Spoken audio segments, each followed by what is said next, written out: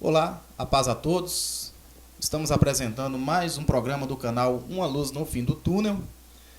E hoje nós vamos continuar o que foi tratado no assunto do programa passado. Nós estamos fazendo uma hermenêutica básica do livro de Gênesis, examinando, e não deu tempo nós acabarmos todo o capítulo 1. E hoje estou aqui mais uma vez com o nosso querido irmão Alexandre Otávio. Obrigado. Né?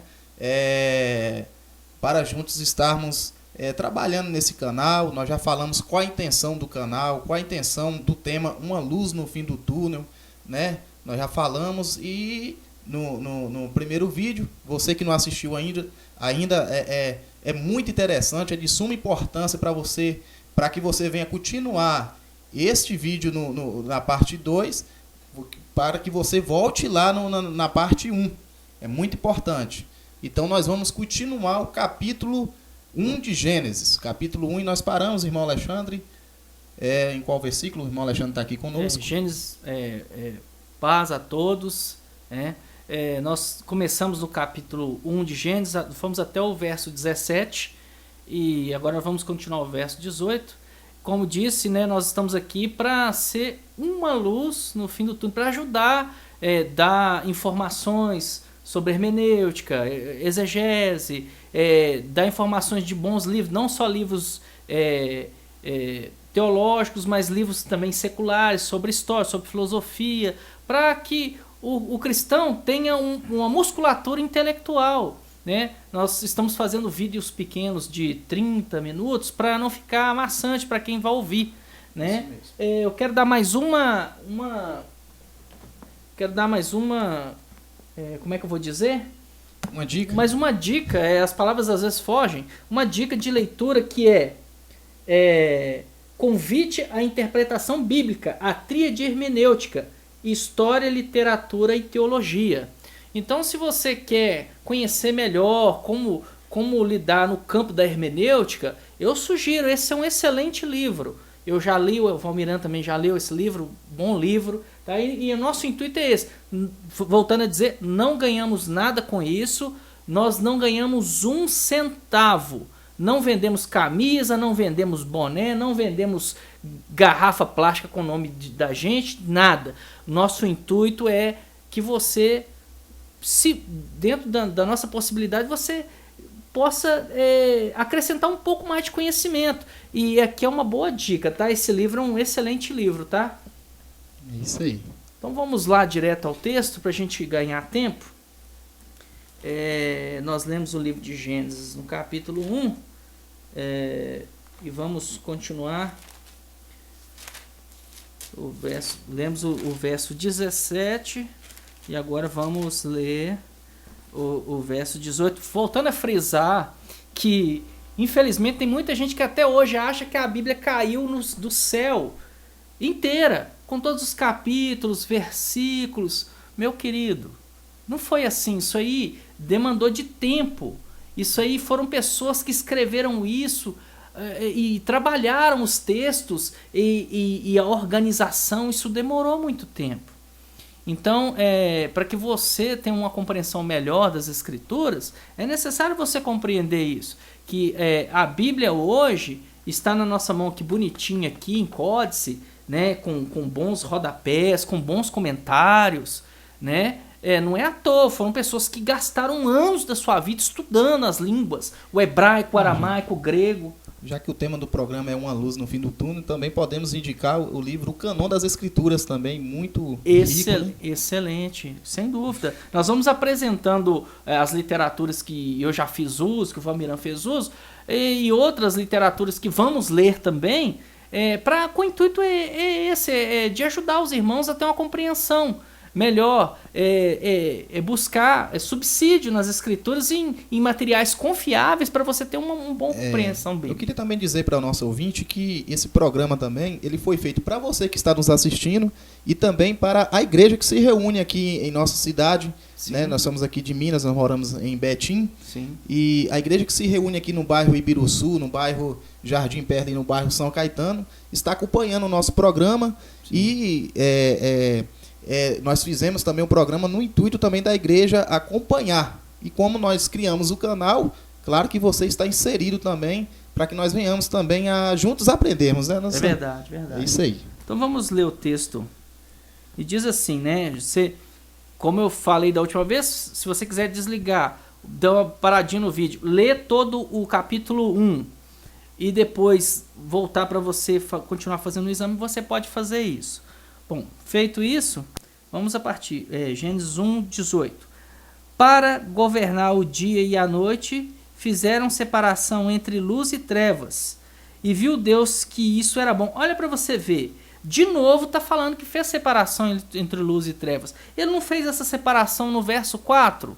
Então você tem que entender que, como disse no outro vídeo, o seguinte, a linguagem poética, o intuito é apresentar um Deus que se preocupa em fazer a separação das coisas, a separação entre a luz e as trevas. Eu não gosto muito de alegorizar o texto, mas sobre certa ótica, porque quando você encontra textos de vera difíceis, tanto os exegetas judeus quanto os exegetas cristãos, eles vão buscar compreender o que o texto está dizendo por trás, né? O método de interpretação judaica, né, o pardês, faz muito isso, né? Então tem o último método, que é o método que vê o texto por detrás do texto, né? Então, eu gostaria de me permitir fazer isso aqui. Para governar o dia e a noite, fizeram a separação entre luz e as trevas. Até na questão da separação entre luz e trevas, nós podemos entender o seguinte, que Deus faz a distinção entre o que é bom e o que é ruim. Trevas aqui também, metaforicamente, podem simbolizar a distinção entre o bem e o mal. É claro que o autor não está falando disso, mas imagino que é uma observação pertinente no texto, né? Porque você vê o tempo todo, e já é de longa data, não só na literatura cristã, nas literaturas judaicas, mas na literatura até de outras religiões, classificar a luz como algo positivo, Deus, o bem, o sagrado, e as trevas como o mal, a maldade, a malignidade. Então, dentro desse viés aí, dessa compreensão, nós podemos fazer essa interpretação, sim, né? E viu Deus que isso era bom, fazer essa distinção entre luz e trevas. Houve tarde e manhã, o quarto dia. Nós já estamos no quarto dia. Alexandre, é importante nós ressaltar aqui que você disse que nós íamos ia lidar com antropopatismo, antropomorfismo. Quando você leu essa última parte, aí, a parte B do versículo 18, que fala que viu Deus que a luz era boa. É um ponto onde os céticos gostam de pegar. Uai, Deus não é onisciente? Deus não sabia que a luz era boa? Então aí... Você fez uma boa colocação. Quando a Bíblia está dizendo e viu Deus, é como o autor está antropomorfizando Deus nesse aspecto. Ele tá trazendo Deus para a esfera humana. É como se fosse um homem observando e percebendo as coisas. O Eterno não tem olho físico. O Eterno não tem boca física, ele não tem braço. O Eterno é espírito. Já diz Maimônides, né, um judeu, um rabino, que Deus é um ser incorpóreo.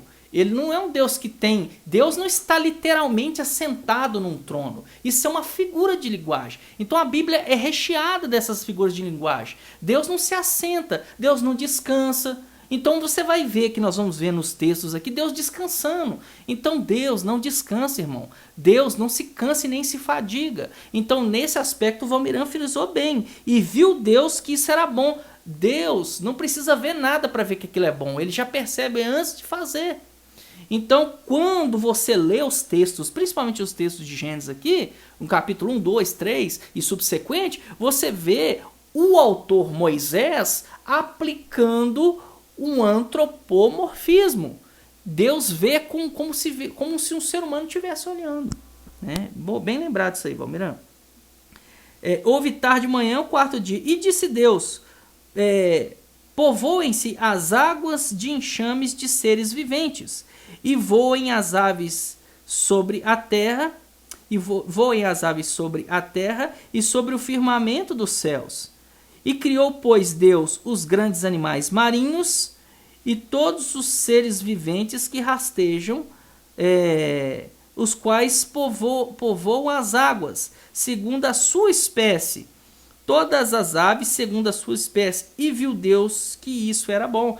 É Deus se apresentando de forma organizada, né? Deus organizando a sua criação.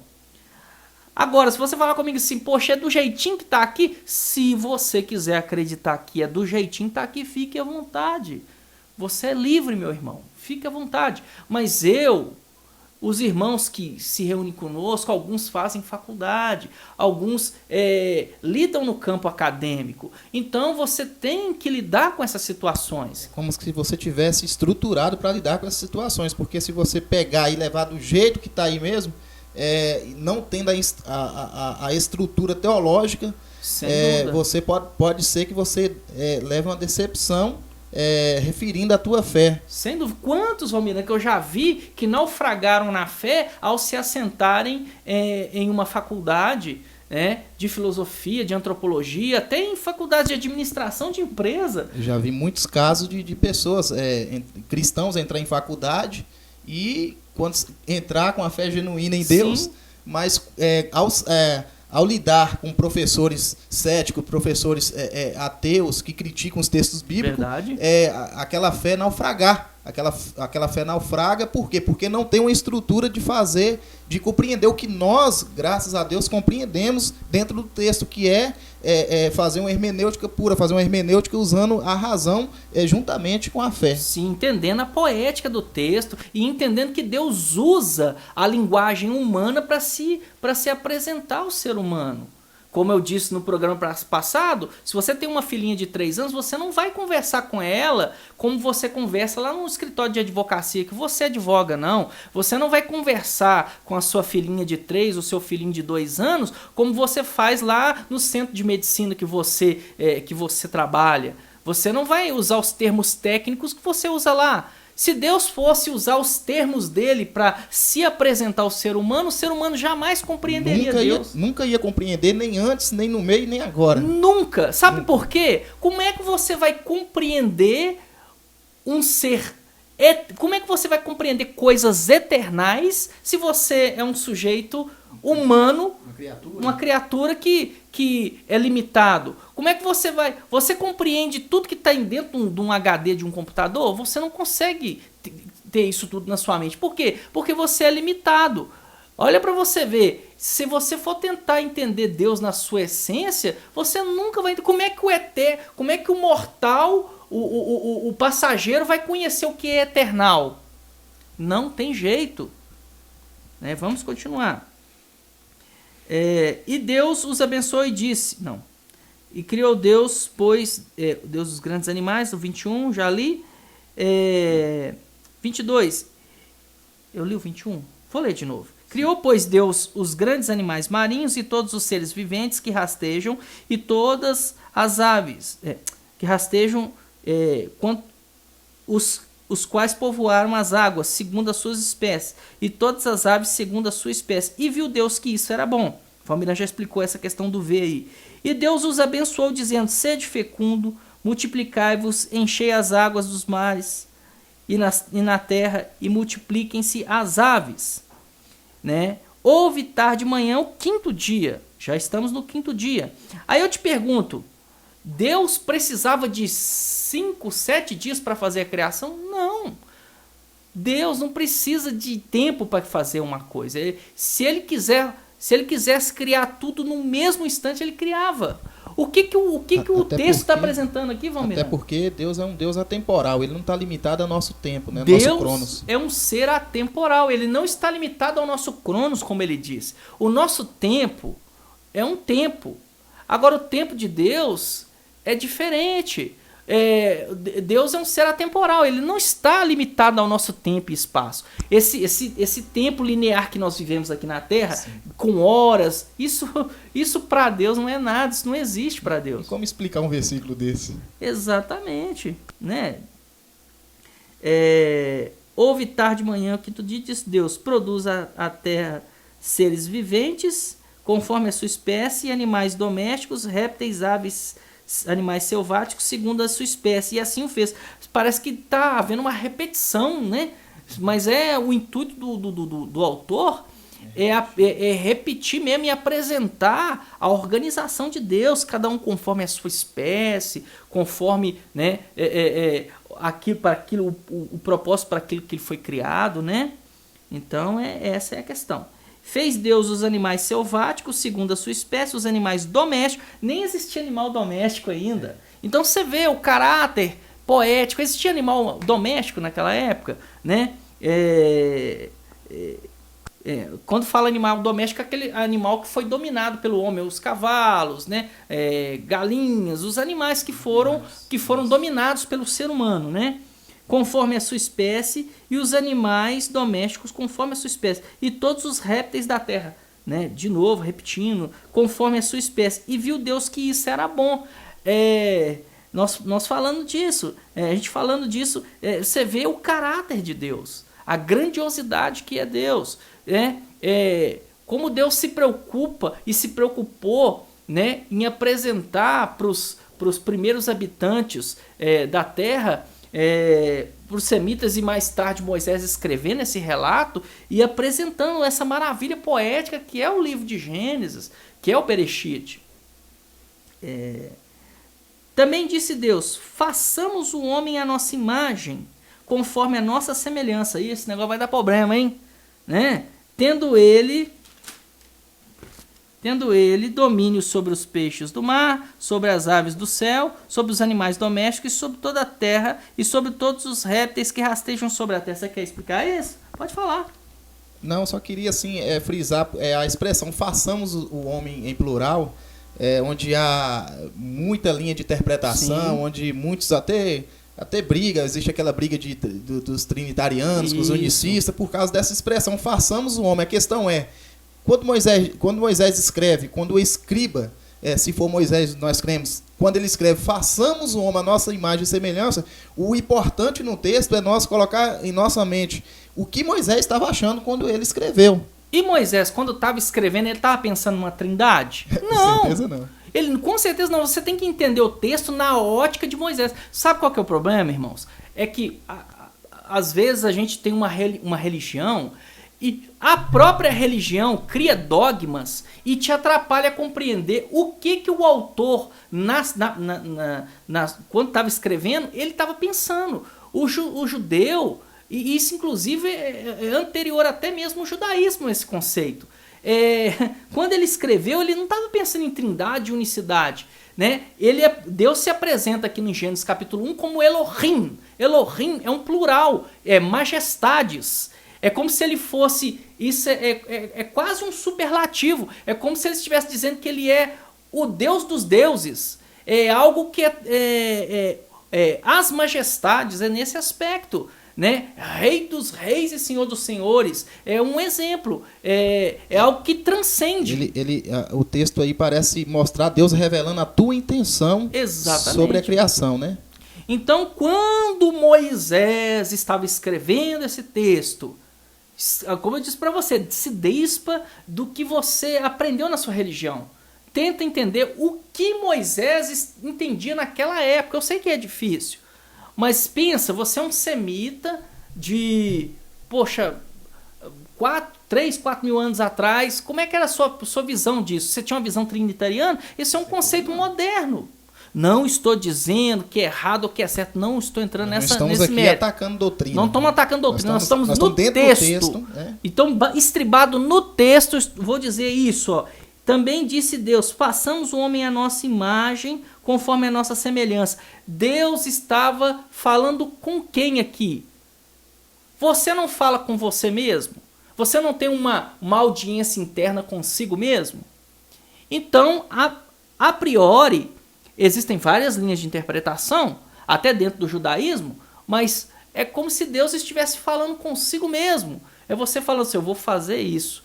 Como o caráter do texto é um texto poético, é apresentado como Elohim, no plural.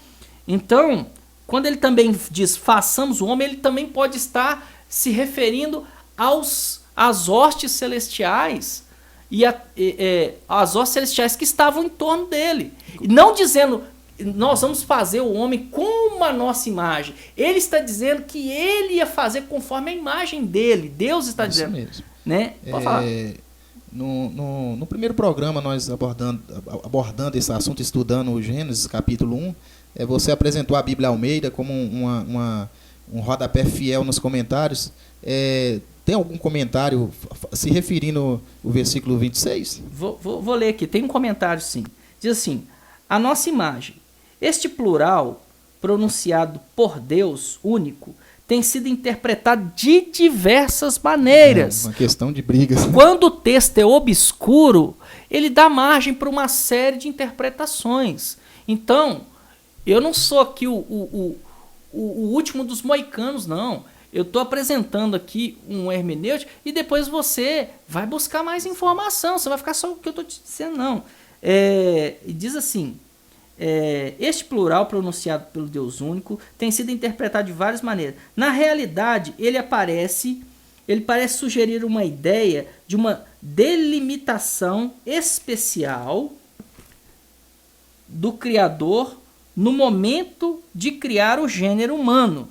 Dentre todas as obras de Deus, somente a criação do ser humano é precedido por essa referência como uma solene decisão divina. Uma expressão plural, né? Sim.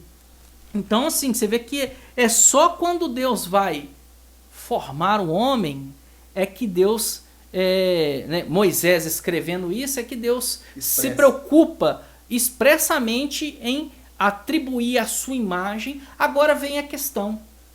Deus tem imagem, Valmira? Deus é um ser antropomórfico? Deus é um ser que tem rosto, tem cara, tem braço? Então ele quando diz, façamos o homem a nossa imagem e semelhança, em que aspecto o homem é a semelhança de Deus? Você não sente ira? Você não sente amor? Você não sente desejo? Você não sente... Isso aí é que a imagem. Essa é uma imagem, uma semelhança de Deus dentro do texto. No aspecto de sentimentos. Sim. Nós somos criadores, não como um Deus, mas Deus colocou Sim. em nós esse dom de criar as coisas. Exatamente. Então, nesse aspecto, nós somos a imagem e semelhança de Deus, não é isso? De certa forma, é isso mesmo que você disse. O ser humano, ele é um reflexo de Deus nesse aspecto. Então, é nesse aspecto que o homem é imagem de Deus. Não antropomorficamente. Deus não tem rosto, não tem cara, Deus não tem nariz, não tem olho. Deus Deus é eterno, Deus é incorpóreo. Então, ele é o eterno. Então, ele não é um ser humano. Paulo chega a dizer que Jesus ele expressa a imagem do Pai, né? Pois é, então. Também disse Deus, façamos o homem conforme a nossa imagem, conforme a nossa semelhança, tenha ele domínio.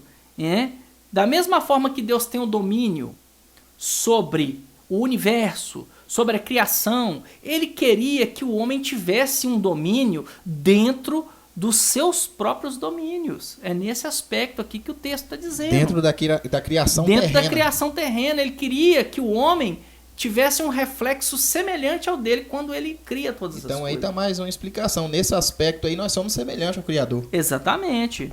Nós somos criador quando criamos família, quando criamos coisas, quando criamos instrumentos, quando criamos coisas, né? Então, nesse aspecto, de forma minimalista, vamos dizer assim, nós somos um reflexo do eterno. Então, é nesse aspecto.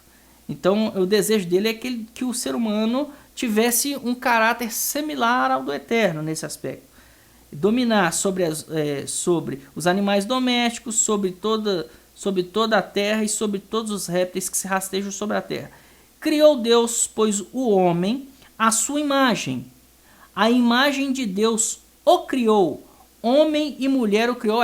A mulher nem tinha sido criada aqui, por que aparece aqui macho e fêmea os criou? Você vê que realmente é um caráter alegórico, é um caráter poético apresentado no texto. Está dizendo que tanto o homem quanto a mulher, dentro desse contexto aqui, foram criação de Deus e eles têm o homem e mulher igual, Valmira?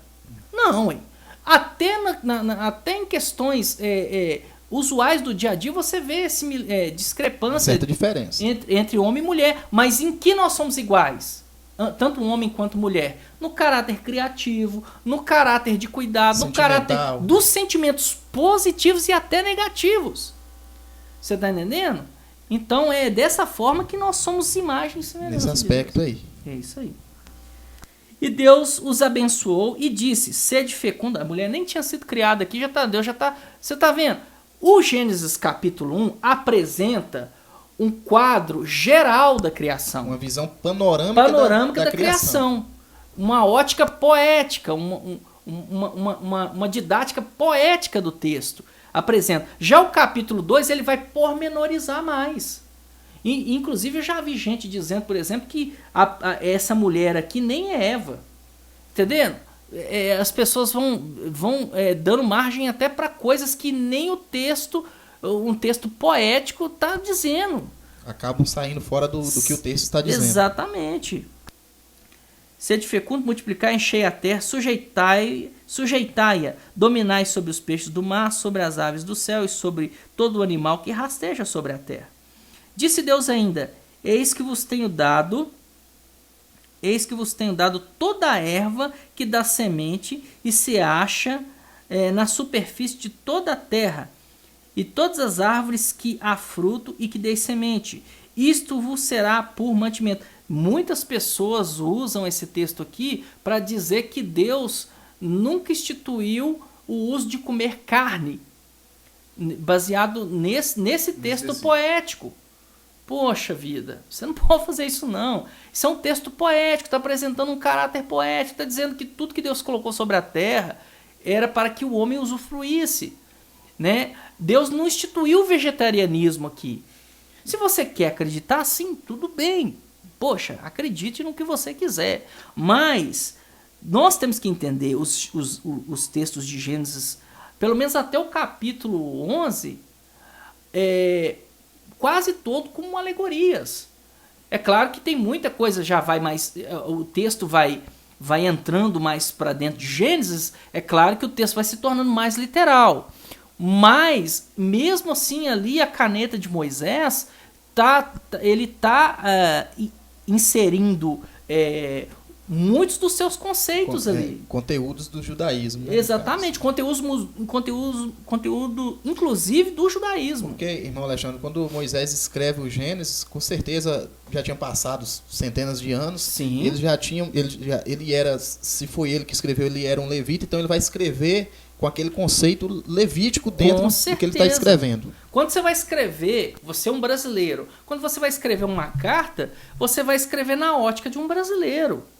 Quando você é um americano, você vai escrever na ótica de um americano. Agora, pega um texto de um americano de 500 anos atrás. Você vai ler, você vai ver uma série de discrepâncias que existiam só no tempo dele. Aí eu te pergunto, poxa, então a Bíblia não tem inspiração divina nenhuma, porque tem o dedo de Moisés nisso. Olha para você ver a soberania de Deus. Deus permite que o homem insira seus conceitos na sua própria escritura. Então, é Deus falando no linguajar humano. Eu quero que você compreenda isso. Tá? Todos os animais da terra, todas as aves do céu, todos os répteis da terra, em que há fôlego de vida, toda a erva verde será para mantimento. Olha que você vê que interessante, né? Todos os animais da terra, todas as aves do céu, todos os répteis da terra, em que há fôlego de vida, toda a erva que é verde lhe será por mantimento.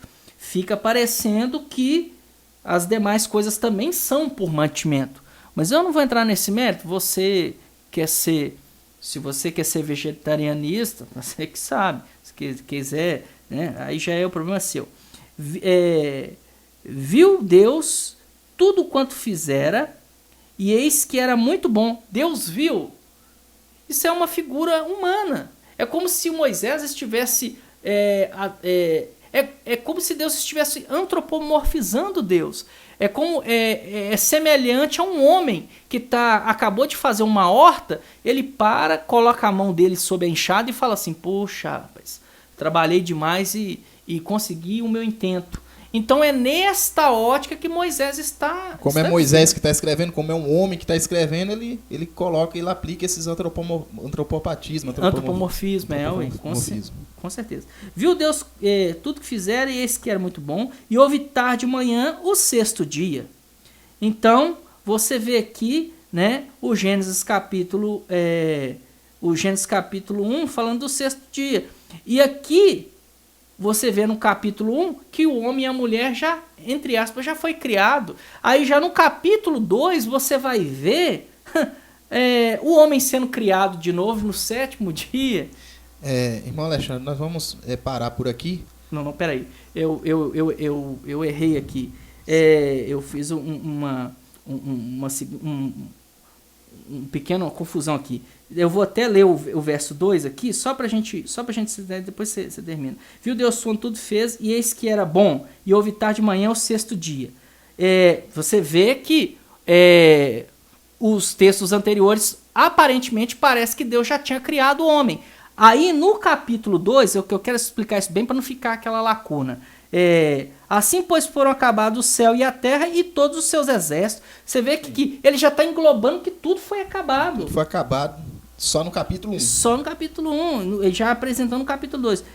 E havendo Deus terminado o dia sétimo da sua obra que fizera, descansou nesse dia toda a sua obra que tinha feito. Quer dizer, Deus descansa, Valmir?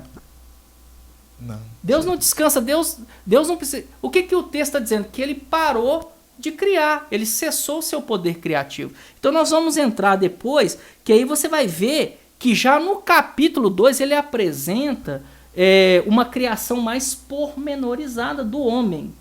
Mais explicada. Mais pormenorizada. Então, no capítulo 1 ele quer fazer tipo um resumo, mas não que ele acaba ali. Exatamente. Né?